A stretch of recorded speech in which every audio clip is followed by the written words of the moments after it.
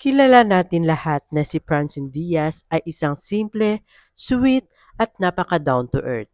At umani na rin siya ng sobrang daming award sa pag-arte o pagiging main role sa mga teleserye o movie. At isa na dito ang pagkakaroon niya ng unang award niya noong 2020 na Love Team of the Year in the Lionheart TV Roar.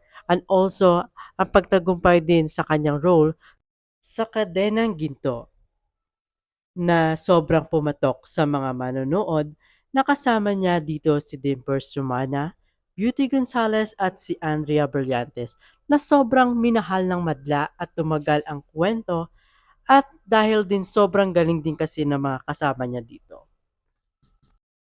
At siya ay sumikat sa telesereng ito na bilang kasambahay na role bilang Cassandra or Cassie Mondragon sa matagpumpay na serye sa TV ng Kadenang Ginto at siya'y tinaguriang prinsesa ng makabagong media. Nagsimula si Francine Diaz ng karera matapos lumabas sa ilang mga patalastas sa telebisyon at mga minor na di-edad na papel na ginagampanan na naglalarawan ng mga batang karakter ng mga babaeng nangunguna.